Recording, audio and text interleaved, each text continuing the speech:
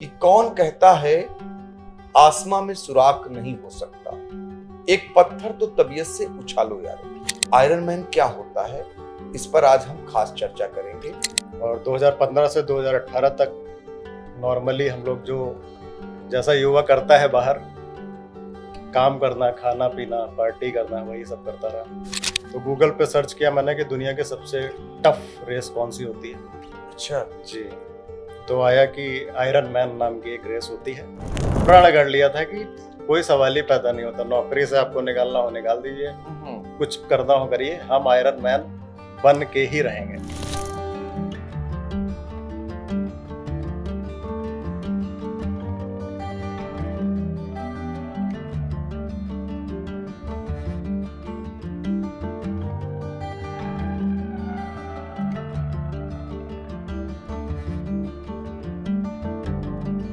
और उसमें भी बहुत सारी समस्याएं आती हैं। अगर हर चीज़ का एक कट ऑफ होता है, स्विमिंग आपको इतने टाइम में कर ही लेनी है, अदरवाइज वहीं पे आपकी रेस जो होगी वो कंप्लीट हो जाएगी। बाई चांस जो मेरा मैनेजर जो इंटरव्यू ले रहा था वो भी आयरन मैन था।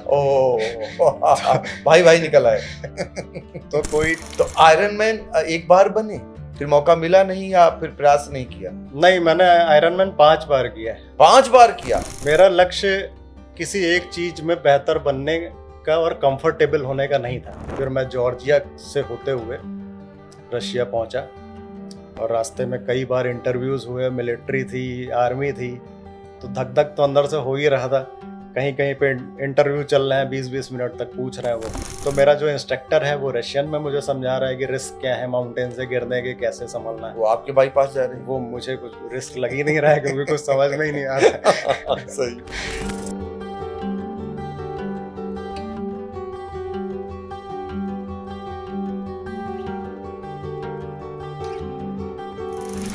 आयरन मैन अवनीश चंदेल जी, तो सवाल ये है कि चढ़ना आसान है या उतरना? क्योंकि मैं कई बार बचा लौटते टाइम, मुझे जो मेरा गाइड था उसने बचाया। क्या दिक्कत होती लौटने में? लौटते टाइम क्योंकि जो रास्ता था बहुत पतला था। अच्छा, लेकिन आपको रस्सी पकड़ के ऊपर तो आना ही है, और उतनी ताकत बची नहीं होती। तो एक तरीके से होता है कि जान बचानी है किसी तरीके से। अच्छा, पहाड़ पे कोई बचाने आपको नहीं आएगा। अच्छा, कोई नहीं होता अगल बगल में, तो कमजोर दिल वालों के लिए तो बहुत ही दिक्कत है। ना ही जाए वो। तो मेरे पास अगर वो फ्लैग ना होता, क्योंकि मुझे पता था कि शायद जय श्री राम वाला फ्लैग मैं फहरा पाऊंगा, जो आज तक किसी ने वहां पे नहीं फहराया। Есть.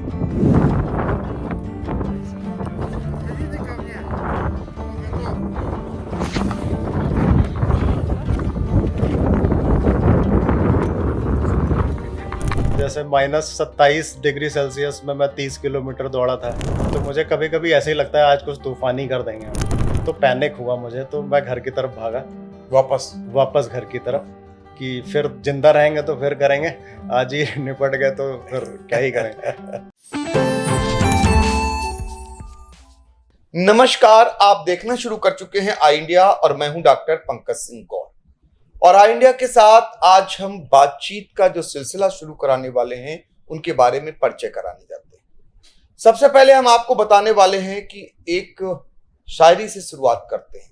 दरअसल कहा जाता है कि कौन कहता है आसमां में सुराख नहीं हो सकता, एक पत्थर तो तबीयत से उछालो यारो। उसको चरितार्थ करते हुए दिखाई दे रहे हैं हमारे साथ जो आज खास मेहमान आए हैं, अवनीश चंदेल जी। क्यों और कैसे चरितार्थ कर रहे हैं इस पर हम बताने वाले हैं, क्योंकि आप हैं आयरन मैन। आयरन मैन क्या होता है इस पर आज हम खास चर्चा करेंगे, क्योंकि युवा पीढ़ी जो है कहाँ जा रही, किस ओर जा रही है, इससे इतर एक ऐसा शख्स जो आयरन मैन कैसे बन जाता है और कैसे आप अपने आप को स्वस्थ रख सकते हैं। देखिए, किसी भी व्यक्ति की सबसे बड़ी पूंजी होती है स्वस्थ रहना। स्वस्थ तभी रह सकते हैं जब आपके अंदर कोई खेल की अलग भावना हो। तो आयरन मैन के जरिए कैसे आप अपने आप को स्वस्थ रखते हैं, कैसे आप अपने आप को मजबूत बनाने का काम करते हैं। तो अवनीश चंदेल जी, आपका स्वागत है। नमस्कार। पहले दर्शकों को बताइए, आयरन मैन हमने आपको बताया, आयरन मैन क्या होता है, कहाँ के रहने वाले हैं, शुरुआत वहां से करिए। मैं हरदोई का रहने वाला हूँ और मेरी स्कूलिंग स्टार्ट हुई थी हरदोई से ही। फिर माता जी का ट्रांसफ़र हो गया लखीमपुर खीरी। फिर मेरी थर्ड क्लास से और 12th तक स्कूलिंग जो हुई वो डॉन बॉस्को से हुई। फिर जैसे नॉर्मली लोग इंजीनियर बनते हैं, मैं भी उसी भेड़ चाल में इंजीनियर बन गया। अच्छा। और मुझे कंप्यूटर साइंस पसंद था, तो कंप्यूटर साइंस के थ्रू मैंने बीटेक कंप्लीट किया अपना। और फिर थर्ड ईयर में मेरा कैंपस सिलेक्शन हो गया टाटा कंसल्टेंसी सर्विसेज में, अच्छा। जो कि बहुत फेमस ऑर्गेनाइजेशन है। हाँ बिल्कुल। फिर 2015 में मुझे कुछ लोगों को जानने का मौका मिला फिनलैंड। अच्छा। तो मैं भी उसी में से था। तो एक युवा का सपना रहता है कि विदेश एक बार हो के आए। तो 2015 अक्टूबर में हम लोग फिनलैंड गए और 2015 से 2018 तक नॉर्मली हम लोग जो जैसा युवा करता है बाहर, काम करना, खाना पीना, पार्टी करना, वही सब करता रहा। फिर 2019 में मुझे लगा कि बहुत हो गया, अब ऐसे नहीं मरेंगे, कुछ कुछ करेंगे, ऐसा करेंगे कि अगर सही रहा तो रहा, लेकिन अब आर या पार वाला युद्ध होगा। तो गूगल पे सर्च किया मैंने कि दुनिया के सबसे टफ रेस कौन सी होती है। अच्छा। जी। तो आया कि आयरन मैन नाम की एक रेस होती है और इंडिया से 150-200 लोगों ने किया है उसको। तो सबसे बड़ा जो मेरे लिए मुश्किल थी वो थी तैरना, क्योंकि मैंने 30 साल की उम्र में पहली बार स्विमिंग पूल देखा अपनी जिंदगी में। अच्छा। जी। तो फिर तैरना सीखना, स्विमिंग पूल में सीखना और फिर जाके समुद्र में करना, दोनों में बहुत बड़ा फर्क होता है। जब जब मैं गया तब पता चला। तो सीखना कहाँ शुरू किया पहले? सीखना वही फिनलैंड में ज्वाइन किया मैंने, एक छोटा सा स्विमिंग पूल। अच्छा। और वहाँ पे दिक्कत यह है कि उनको बेसिक कोर्स के लिए भी आपको थोड़ा बहुत स्विमिंग आना चाहिए, जैसे 20 मीटर या 25 मीटर, तभी वो सिखाते हो? तभी वो सिखाते हैं। हाँ। और मुझे कुछ भी नहीं आता था, बिल्कुल फ्रेशर थे आप। बिल्कुल फ्रेशर था मैं। तो ये और लेकिन मैं इतना ज्यादा, जिसको बोलते हैं कि करना ही है, जिंदगी रही तो कर डालेंगे। अच्छा, ये बिल्कुल आपने प्रण कर लिया? प्रण कर लिया था कि कोई सवाल ही पैदा नहीं होता, नौकरी से आपको निकालना हो निकाल दीजिए, कुछ करना हो करिए, हम आयरन मैन बन के ही रहेंगे। अच्छा, कितने दिन की ट्रिप थी? फिनलैंड में? हाँ जी। फिनलैंड में भेजा तो मैं गया था 1 साल के लिए। अच्छा। फिर वो एक्सटेंड होता रहता है वीजा वहाँ का, हर साल आपका बढ़ता रहता है। अच्छा। तो मेरा भी बढ़ता रहा हर साल। तो स्विमिंग पूल से सीख गए? फिर स्विमिंग पूल से मैं सीख गया और खुद ही सीखा मैं, वहाँ पे कोई कोच मिला नहीं। अच्छा। जब तक मेरी कोचिंग का नंबर आया तब तक मैं तैरने लगा था। अच्छा जी। लेकिन ये था कि मैं पागलों की तरह रोज 1.5 से 2 घंटे जाके पानी में व्यतीत करता था, क्योंकि पानी हमारे लिए एक नया हैबिटेट हो। जो कभी नहीं तैरा है वो जब पानी में जाएगा तो उसको पता चलेगा ये एक नई दुनिया है। और दूसरा लक्ष्य था आपका आयरन मैन बनना? जी जी जी। अच्छा। तो मैं पड़ा रहता था पानी में, तैरने की कोशिश करता था, सारे इक्विपमेंट्स मैंने खरीद लिए थे, उनकी हेल्प मदद से और ज्यादा फिन्स हो गया और भी चीजें हो गई। ठीक है। और मुझे वहाँ लोग देखते रहते थे, जब देखते थे स्ट्रगल करते, तो कई ऐसे लोग भी मिले जिन्होंने सिखाने की कोशिश की कि इतना कोई स्ट्रगल कर रहा है। तो जब आप कुछ करने का इतना प्रयास करते हैं तो लोग मिलते हैं आपको कहीं ना कहीं से। ये आज तक की सीख रही है मेरी। अच्छा। तो फिर वो सीखा मैंने बड़ी मुश्किल से। फिर 1 साल के बाद आयरन मैन था। और साइकिल 180 किलोमीटर चलानी होती है, 4 किलोमीटर तैरने के बाद। अब शुरू से जरा बताइए दर्शकों को, जब आप सीख गए स्विमिंग पूल में जी, तो आयरन मैन आपको बनना था, आपने प्रण कर लिया। जी जी। फिर आप वो आयरन मैन की रेस में कैसे आपने दाखिला पाया और कहाँ होता है ये, और समुद्र में क्या क्या होता है? जी, ये बहुत सही प्रश्न है। आयरन मैन हर देश में होता है एक बार 1 साल में। अच्छा। और भारत में गोवा में होता है, लेकिन वो हाफ आयरन मैन होता है, फुल आयरन मैन नहीं होता है। अच्छा, अपने देश में फुल नहीं होता।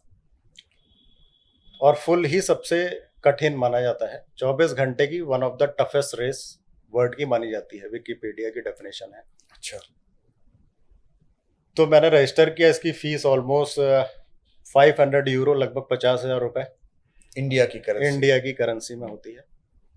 और उसके लिए आपको काफ़ी स्विमिंग कॉस्ट्यूम चाहिए रहती है, साइकिल चाहिए रहती है, और रनिंग के लिए शूज वगैरह, तो इक्विपमेंट्स भी काफी लगते हैं। वो सब आपके अपने होते वो सब हमारे अपने होते हैं। और इवन साइकिल में अगर कुछ दिक्कत आती है, टायर पंचर हो गया या फिर हवा कम हो गई, तो आप ही छोटा सा एक पंप रखते हो अपनी साइकिल में और पंचर किट रखते हो, ताकि पंचर हो गया तो उसको लगाया, और एक ट्यूब भी रखते हो एक्स्ट्रा, क्योंकि समुद्र में तो कोई पंचर बनाने वाला मिलेगा नहीं। नहीं, हाँ समुद्र में तो सही बात नहीं मिलेगा। हाँ। समुद्र में आप पहले 3.8 किलोमीटर आप तैरते हैं समुद्र में। अच्छा, सबसे पहले स्टार्टिंग होती है पानी से, तैराकी की। ठीक है, कितना होता है? 3.8 किलोमीटर, बहुत हो गया। लगभग 4 किलोमीटर। हाँ। और उसमें भी बहुत सारी समस्याएं आती हैं अगर आप स्किल्ड नहीं हो। एक होता है कि बचपन से कोई स्विमिंग कर रहा है, उसके लिए एक आर्ट है स्विमिंग। हमारे लिए आर्ट नहीं थी, हमारे लिए था जूझना, अपनी जान बचाना। हाँ। हमें मजा नहीं आ रहा था। पीछे मौत थी। जी जी जी। आगे आपका लक्ष्य था, जी पीछे मौत थी। जी जी। हाँ। तो मैं भी कूदा, और ये रेस मोस्टली सुबह सुबह स्टार्ट होती है 6 साढ़े 6 बजे। अच्छा। और नॉर्डिक्स में ठंड हो जाती है अगस्त सितंबर तक, तो पानी बहुत ठंडा होता है। तो हम लोग स्टार्ट किया हम लोगों ने, ठीक है। और 3.8 किलोमीटर कंप्लीट होता है तो आप तुरंत निकलते हो, स्विमिंग कॉस्ट्यूम को चेंज करते हो और साइकिल खड़ी रहती है, साइकिल पे बैठते हो और 180 किलोमीटर 180 किलोमीटर आप साइकिल चलाते आपको उसमें साइकिल चलानी समुद्र में? नहीं, समुद्र में नहीं, रोड पे चलानी। रोड पे जी। अच्छा, पहले आप स्विमिंग करके निकले। हाँ, फिर साइकिल चलानी है आपको। फिर हमें साइकिल चलानी है 180 किलोमीटर तुरंत ही। अच्छा। बिना किसी ब्रेक के, जस्ट आपको जितना टाइम मिलेगा 1-2 मिनट केवल उतना ही मिलेगा। कितना लग जाता है समय लगभग चला इतनी दूरी तय करने में? ये डिपेंड करता है कौन कितना ताकतवर है और कौन कितने सालों से कर रहा है। अच्छा। बट मेरा टाइम था लगभग 6 घंटे 15 मिनट 180। कहीं रुके नहीं? जी, कहीं रुके नहीं बीच में? बीच में रुकते हैं, बीच में उनको बोलते हैं एड स्टेशंस, जहाँ पे पानी यानी आप पी सकते हो, अपनी बॉटल्स में पानी भर सकते हो। अच्छा। और इन केस कुछ आपको अच्छा फील नहीं हो रहा है तो बता भी सकते हो बीच में, और अगर आपकी बॉडी गिव अप कर देती है तो आप क्विट भी कर सकते हो बीच में। पहले स्विमिंग हो गई, फिर साइकिल हो गई जी। फिर इसके बाद भी फिर साइकिल आप खड़ी करते हो। हाँ। तुरंत अपने जूते चेंज करते हो। फिर आपकी फुल मैराथन होती है 42.3 किलोमीटर्स की। अच्छा जी। तो वो भी पार किया आपने? फिर वो करनी ही पड़ती है, अदरवाइज आपको आयरन मैन का टाइटल नहीं मिलेगा। अच्छा, तो कितने लोगों ने पार्टिसिपेशन किया था इसमें? इसमें लगभग 2000 लोगों ने। पास आउट कितने होते हैं? 400, 500, 1000 डिपेंड करता है। अच्छा। कि उस दिन वो दिन कैसा रहा है। कई बार ऐसा होता है कि वेदर कंडीशंस बहुत एक्सट्रीम हो जाती है। अच्छा। बारिश होने लगी, बहुत ज्यादा आंधी आ गई, जैसा मेरे साथ हुआ था। जब मैं कर रहा था तो आंधी आ गई थी साइकिल चलाते टाइम, तो आप बहुत ताकत लगा रहे हैं फिर भी साइकिल बहुत धीमे चल रही है। और हर चीज का एक कट ऑफ होता है। स्विमिंग आपको इतने टाइम में कर ही लेनी है, अदरवाइज वहीं पे आपकी रेस जो होगी वो कंप्लीट हो जाएगी। तो आयरन मैन बनने के लिए 3 स्टेप। जी। पहले स्विमिंग, फिर साइकिलिंग, फिर मैराथन। अच्छा। फिर आप 17 घंटे के अंदर आपको करना है ये सारी चीजें 17 घंटे के अंदर करनी है। वाह। फिर आप जब आते हैं तो बोला जाता है, आपका नाम लेके बोला जाता है कि you are an iron man. वो बड़ा फेमस उपाधि मिलती है। ये उपाधि मिलती है। अच्छा। मेडल और टी शर्ट वगैरह मिलते हैं। तो वहां भी जितने 2000 लोग या उनके परिवारीजन होंगे, उनमें आप आयरन मैन हो गए, आपको उसी नजर से देखा जाता होगा। जी जी। बाहर इंडिया में उतना प्रचलित लोग नहीं जानते हैं आयरन मैन को, लोग दौड़ना भागना ज्यादा जानते हैं। बट विदेशों में लोग आपको एक अलग नजरिए से देखते हैं, और इसका बेनिफिट डायरेक्टली नहीं बट इनडायरेक्टली मेरी जॉब्स में बहुत मुझे मिला है। अच्छा। जैसे प्रमोशन हो गया या फिर मैंने जॉब को चेंज किया, तो बाई चांस जो मेरा मैनेजर जो इंटरव्यू ले रहा था वो भी आयरन मैन था। भाई निकल आए। तो कोई टेक्निकल राउंड हुआ ही नहीं मेरा। और आदमी इमेजिन कर लेता है कि यू आर डिसिप्लिन्ड। आप इतना कर रहे हो तो आपकी जिंदगी एक बेहतर चल रही होगी। ऐसा नहीं कोई किसी की जिंदगी बेहतर ना चल रही हो और वो आयरन मैन का। अच्छा, खुद में भी आप अपने आप को स्वस्थ मजबूत पाते हैं दूसरों की अपेक्षा। अब आपके काम करने का समय भी बढ़ सकता है, लेजीपन नहीं आएगी, बड़ी सारी चीजें से आपको भी अब मिलती हैं। बिल्कुल बिल्कुल। हमें धीरे धीरे ये पता चल जाता है कि हमारा जब माइंड हमसे बोलता है कि अब बस करो, बहुत हो गया, तो एक आम इंसान को लगता है कि बस हो गया, लेकिन हम लोग मुस्कुरा देते हैं कि हमें आदत पड़ी हुई है कि 6 घंटे के बाद वो बोलता है बस हो गया, हम 10 घंटे और वैसे ही कर सकते हैं इसको इग्नोर करके। ये बोलता रहेगा, चिल्लाता रहेगा, लेकिन हम करते रहेंगे। तो आयरन मैन एक बार बने, फिर मौका मिला नहीं या फिर प्रयास नहीं किया? नहीं, मैंने आयरन मैन 5 बार किया है। 5 बार किया? जी। देखिए दर्शकों, ये बहुत बड़ी आपके लिए भी प्रेरणादायक खबर है कि जो ये शख्स बैठा हुआ है, आप एक बार में हिम्मत हार जाते हैं और लक्ष्य से विमुख हो जाते हैं। यहाँ इन्होंने अपने को साबित करने के लिए कि वो आयरन मैन हैं, पुनः हैं, आगे भी हैं, फिर हैं और फिर हैं। ये 5 बार आपने बनकर दिखाया और फिट फाट बैठे हुए हैं। तो ये दुर्भाग्य है हमारे भारत का कि भारत में आयरन मैन नहीं होता है, या यूं कहिए कि हाफ होता है। जी जी, हाफ, और वो भी गोवा में होता है। तो आपकी तमन्ना हो रही होगी कि भारत में हो काश, तो फिर इसमें आजमाएं। बिल्कुल बिल्कुल। तो हम चाह रहे हैं कि सरकार को इन पर विचार करना चाहिए। आपके पास एक ऐसे युवा बैठा हुआ, जो एक ऐसा भविष्य बैठा हुआ है कि आप अपने देश में भी ये प्रतियोगिता इस तरीके की आप करा सकते हैं, उन्हें मजबूत बना सकते हैं। आयरन मैन बनने के लिए कितनी बाधाओं को आपने पार किया, जो मुश्किल बाधाएं होती हैं, और साबित किया कि जो लक्ष्य आपने साधा था उसको आपने हासिल किया। ये अलग बात रही कि ये विदेश की धरती पर हुआ। तो ये तो हो गई आयरन मैन की कहानी। इसका कुछ बचा है पार्ट ऐसा जो बता सकते हैं युवाओं के लिए, जो लगे उनको कुछ? आयरन मैन केवल एक प्रतियोगिता मात्र नहीं है। हाँ। इससे आप जिंदगी में और चीजों के बारे में सीखते हैं कि केवल जिंदगी तैराकी या फिर रनिंग से नहीं चलती है, बट जब 9 से 5 आप घर लौटते हैं तो जिंदगी स्टार्ट होती है। तो आप वो वाला जो माइंडसेट होता है, मेंटेलिटी, मानसिकता, उसको आप जिंदगी के किसी भी पहलू में आजमाएंगे तो आपको जीतने का हुनर पता होता है कि घर परिवार में कुछ चल रहा है जो अनहोनी है, लेकिन आप में ताकत है उसको झेलने की। तो इसका हर चीज में फायदा मिलता है, केवल ऐसा ही नहीं कि आयरन मैन। उन लोगों के लिए भी सीख है। आप तो नौकरी कर रहे थे, आप इंजीनियर थे। जी जी। बस आप यही कहते मुझे इंजीनियर बन गए, बहुत कुछ मिल गया।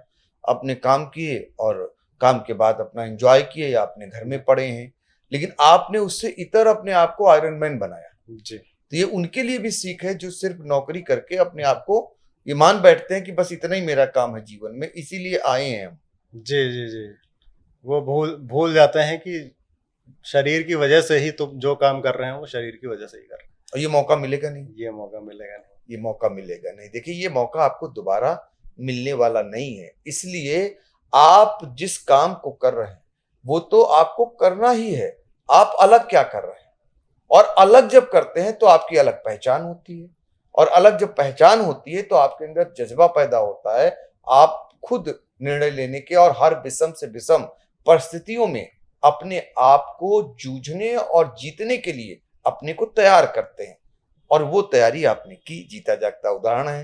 तो ये तो हो गई आयरन मैन की बात। इसके अलावा मैंने कुछ और वीडियोज आपके देखे हैं जी, चोटियों पर चढ़ने के। जी जी। तो वो चोटियों पर चढ़ने का भी लक्ष्य आपने साध लिया? जी बिल्कुल। मेरा लक्ष्य किसी एक चीज में बेहतर बनने का और कंफर्टेबल होने का नहीं था। वो तो मेरा नौकरी चल ही रहा है एक ही जैसा। तो मेरा था कि मानसिक तौर पे अगर आपको बेहतर बनना है तो आपको तरह तरह की जो डिफिकल्टीज होती हैं वो चीज़ आपको देखनी पड़ेंगी। तो हर साल मैं अक्सर ये देखता था कि अब क्या बचा हुआ है जो दुनिया में सबसे डिफिकल्ट है।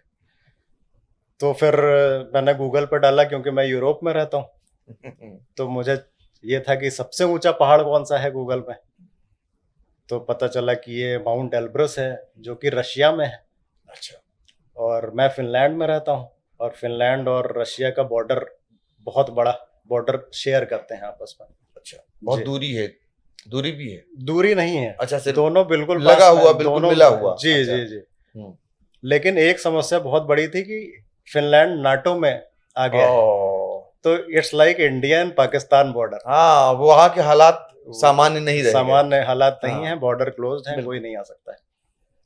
तो केवल जाके वहां पे पर्वत पे चढ़ना नहीं, वहां का वीजा बनवाना, जाना लौट के आना सुरक्षित, ये ज्यादा बड़ा विषय था मेरे लिए, क्योंकि आप इधर से तो नहीं जा सकते थे। ये चुनौती थी मेरी। और माउंटेन का कोई एक्सपीरियंस नहीं था, उससे पहले मैं 50 मीटर भी नहीं चढ़ा था। सीधा जाना और लगभग 6,000 मीटर पे चढ़ना डिफिकल्ट था। बट क्योंकि आयरन मैन जैसी चीजें कर रखी थी तो मैं उसी मानसिकता को हर जगह लगा सकता था। तो फिर मैंने वीज़ा बनवाया और मेरा पासपोर्ट इंडिया का है तो इजीली लग गया। फिर मैं जॉर्जिया से होते हुए रशिया पहुंचा और रास्ते में कई बार इंटरव्यूज़ हुए, मिलिट्री थी, आर्मी थी, तो धक धक तो अंदर से हो ही रहा था। कहीं कहीं पे इंटरव्यू चल रहे हैं, 20-20 मिनट तक पूछ रहे हैं वो। सवाल क्या होते थे उनके पूछने के जो सवाल? वो फिनलैंड का मेरा वर्क परमिट, फिनलैंड का परमानेंट रेसिडेंट है। तो अगर फिनलैंड से कोई एंट्री लेगा रशिया में तो they will treat like something outsider now, कि उन्हें लगता है कि अभी इंडिया में जैसे कोई पाकिस्तान से आया तो एक्स्ट्रा उसका चेकिंग होगी। हाँ, तो ये नहीं, तो आपके साथ ये हुआ कि आप परमानेंट वहां के नहीं है, आप भारतीय हैं, वहां नौकरी कर रहे हैं? वहां नौकरी करते हैं लेकिन मेरे पास परमानेंट वीजा है, वहां का परमानेंट रेसिडेंट है। अच्छा। पासपोर्ट मेरा इंडिया का है। तो ये राहत मिली आपको? पासपोर्ट होने से राहत मिली। Yes, passport. और मोदी जी को दुनिया इस समय जान रही है। तो वो क्या बोले, वो क्या पूछते हैं आपसे सवाल? मतलब उनका यही सब था कि कहाँ जाना है, कब तक रहना है, अच्छा, क्या करने जा रहे हो, कहाँ थे, फिनलैंड में क्या करते हो, क्योंकि उनको लगता है कि कंप्यूटर साइंस से है तो कुछ हैकिंग या फिर उससे रिलेटेड तो नहीं है, यहाँ आके कुछ हैक करेगा या करेगा। तो ये सब वो डिस्कस करते हैं। और सबसे बड़ी समस्या होती है कि उनको इंग्लिश नहीं आती। आप रशिया में जितना अंदर जाएंगे उनको इंग्लिश नहीं आती। फ्रेंच क्या होती है? उनकी रशियन लैंग्वेज है, रशियन वाली। तो 20-25 लोगों में एक को टूटी फूटी आती होगी तो आती होगी। तो ये और मुसीबत, ये और मुसीबत। ये जब मैं गया तब पता चला मुझे। तो मेरा जो इंस्ट्रक्टर है वो रशियन में मुझे समझा रहा है कि रिस्क क्या है, माउंटेन से गिरने के कैसे संभलना है। वो आपके बाईपास जा रहे हैं? वो मुझे कुछ रिस्क लग ही नहीं रहा है क्योंकि कुछ समझ में ही नहीं आ रहा है। सही। तो मैं आराम से। बट फिर 12 दिन की ट्रिप थी मेरी, मैं 12 दिन रशिया में रहा था। और मैं बोलूँगा कि आयरन मैन से भी डिफिकल्ट जर्नी थी ये मेरे लिए। अच्छा जी, क्योंकि धरातल पे इंसान को पता नहीं चलता है कि वो कितना अच्छी ऑक्सीजन ले रहा है। हाँ, जब आप 4,000 मीटर क्रॉस करते हैं तो आप तड़पते हैं धरती के लिए कि काश वापस चले जाए। नॉर्मल जैसे मैं अभी ब्रीथ कर रहा हूँ वैसे नहीं ब्रीथ कर सकते वहाँ पे। एक एक शब्द बोलने के लिए आपको ताकत लगानी पड़ती है। और बुखार आना नॉर्मल है वहाँ पे बुखार आना बहुत नॉर्मल है। और अब पैरासीटामोल मतलब ऑलमोस्ट खाएगा ही जब कोई ऊपर जाएगा। तो दवा मतलब मिल जाती है, अलाउ हो जाती है? हाँ, हम लोग ले जाते हैं। मेरे पास तो भारतीय डोलो पड़ी हुई थी। अच्छा। तो मेरा उसी से काम चूंकि चला। विदेशों में कहा जाता है, अमेरिका वगैरह में कहा जाता है कि आपको आसानी से दवा नहीं मिलती, बहुत कम दवा दी जाती है। जी, अगर आपकी अपनी है तो चलिए आप जी पार हो गए, डॉक्टर नहीं लिखते आपके लिए बहुत।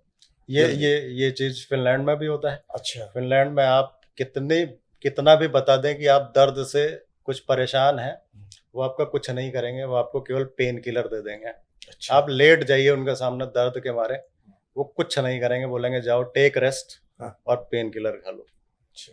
तो इस चीज से भारतीय बहुत परेशान रहता है। उसको आदत है कि छोटी सी दिक्कत हो 10 दवाएं दे दो हम सही हो जाएंगे। चलिए, फिर आप जब रसिया पहुंच गए इन तमाम दिक्कतों के बाद जी, तो रसिया में क्या रहा आपका? जो ऊंची चोटी थी वो आपने बताई ना, कौन सी चोटी थी? माउंट एल्ब्रस की। हाँ, तो वो कितनी ऊंची थी? वो है 5700 मीटर्स, 5700 मीटर। अच्छा जी। और माउंटेन्स में ये होता है जब आप 4000 से ऊपर जाते हैं तो आप ऐसा नहीं कि डायरेक्ट आप चले जाएं, आप ऊपर जाके स्टे करते हैं। अच्छा। ताकि वहाँ पे थोड़ा माहौल देखें, फिर 1-2 दिन रह के आप फिर से नीचे आते हैं। तब कि आपकी बॉडी को ऊपर जाके रहना एक तरीके से बर्दाश्त हो जाएगी, आपकी बॉडी रिएक्ट कैसे कर रही है उस एनवायरनमेंट में, वो टोटली अलग होता है। आपकी बॉडी को उसी वातावरण के अनुकूल बनाने का प्रयास होता है। जी वो। अच्छा, तो ऊपर कहाँ रुकते हैं? ऊपर क्या रहता है? ऊपर वहाँ पे छोटे छोटे से हट्स बनी हुई हैं।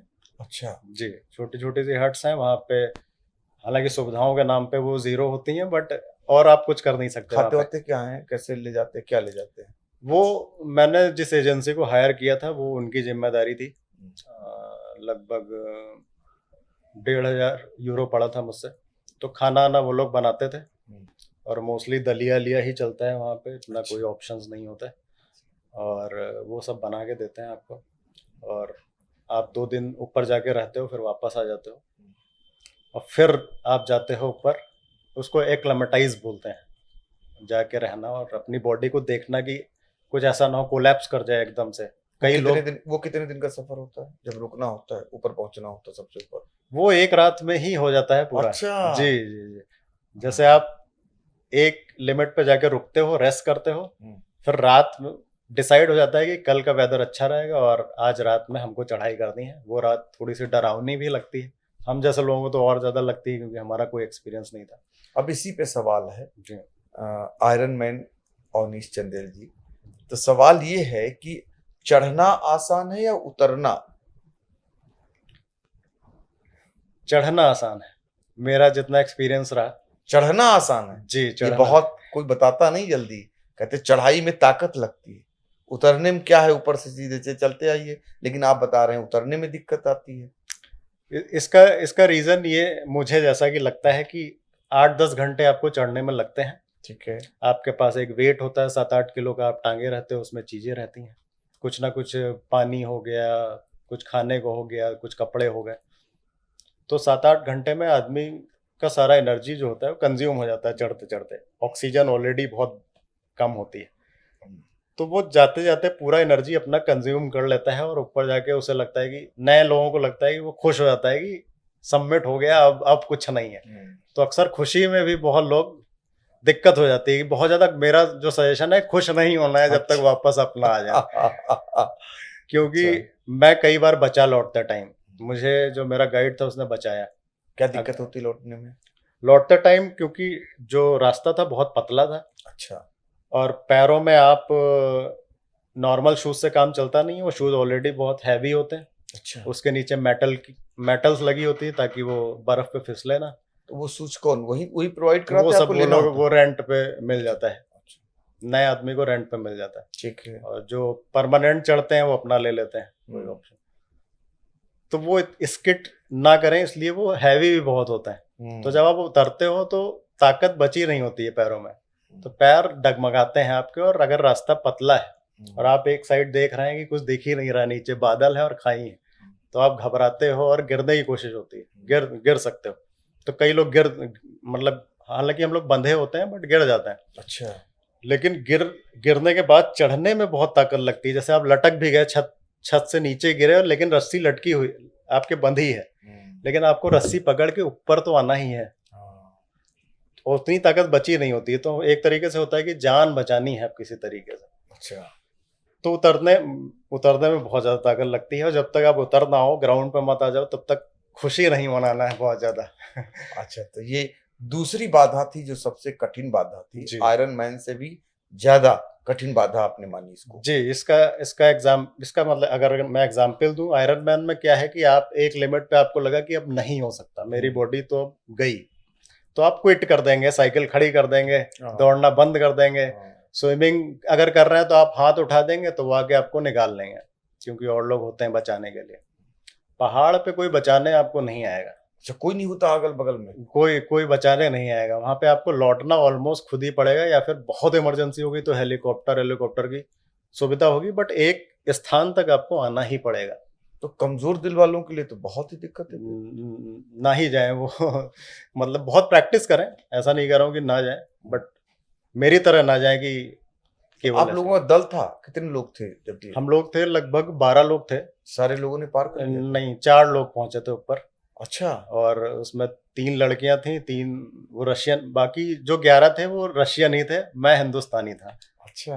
तो मेरे लिए ये सब समस्या थी कम्युनिकेशन की, वो सब लोग तो आपस में बात करते थे। तो आपके मुताबिक जो पार किया उसमें 3 लड़कियां थी?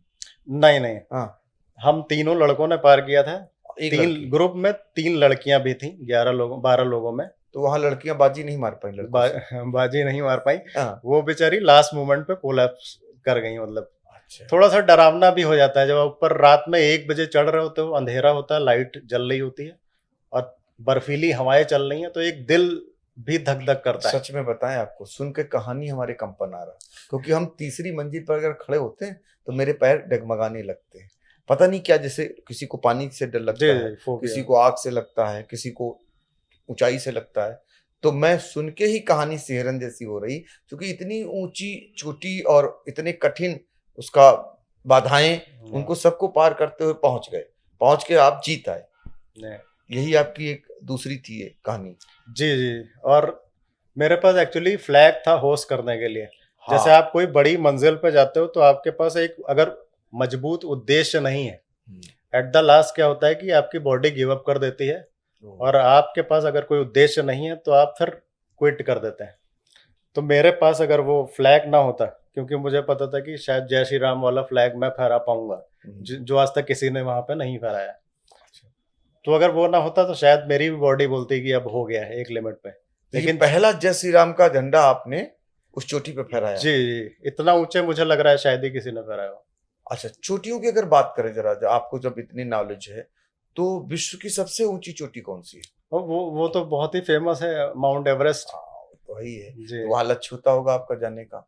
अब अभी तो नहीं सोचा है मैंने, बट भविष्य का पता नहीं।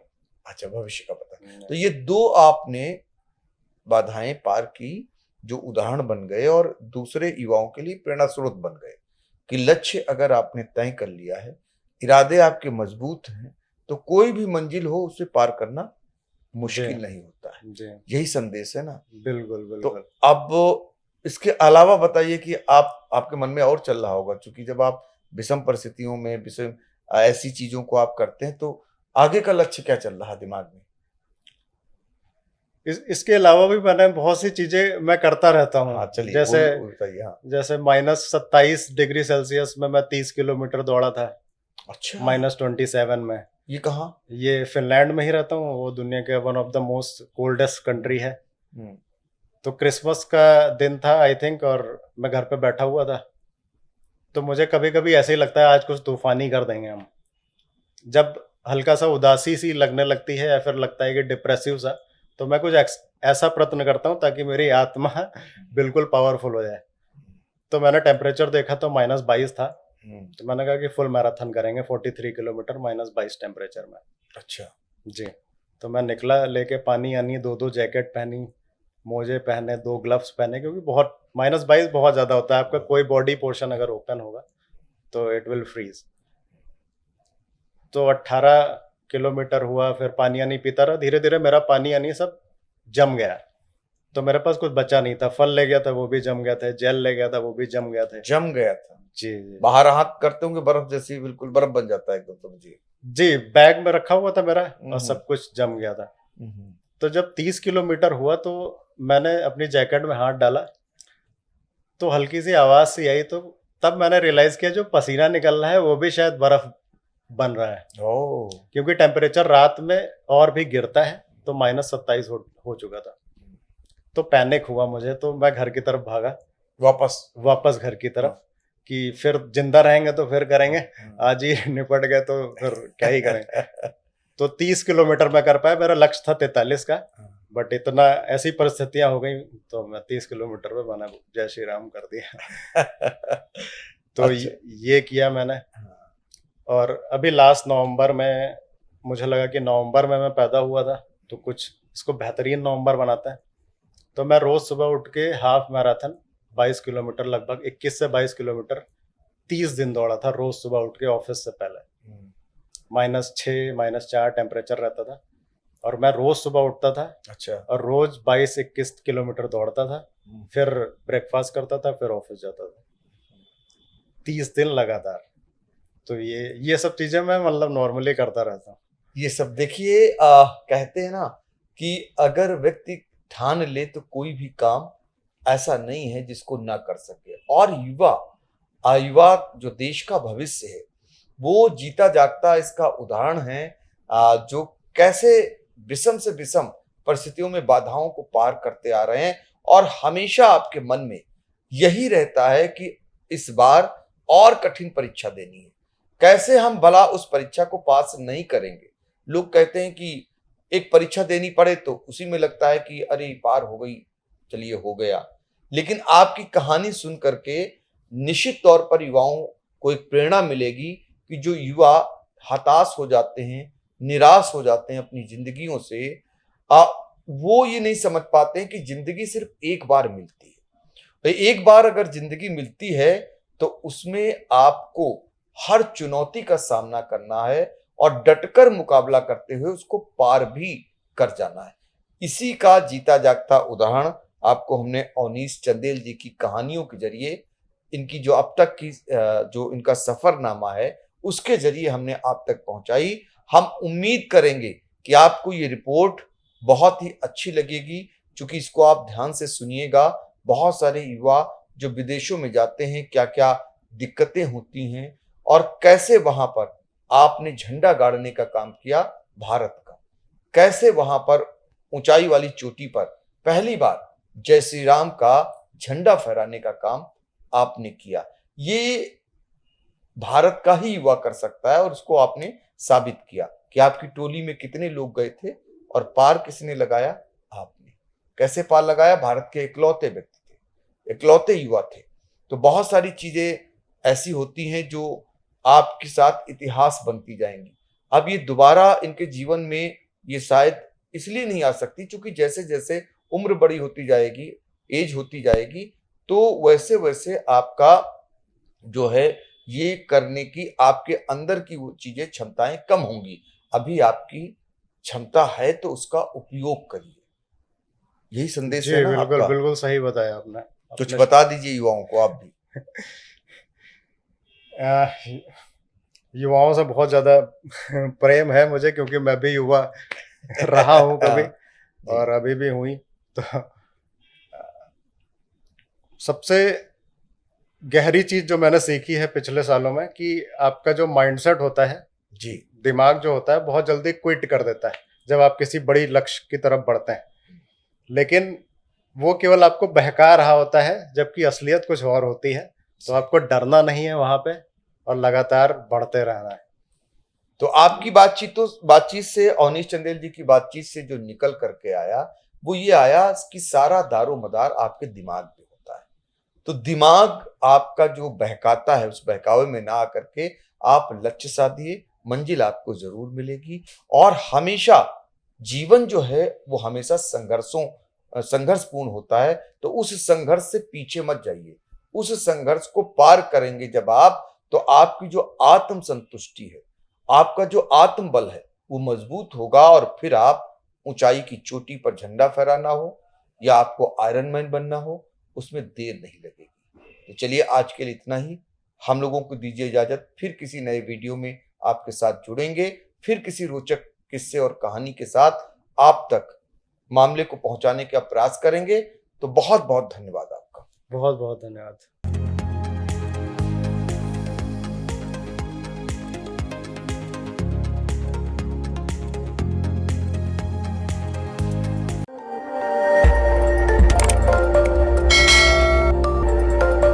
खबर आपकी, नजर हमारी। देखते रहिए आई इंडिया।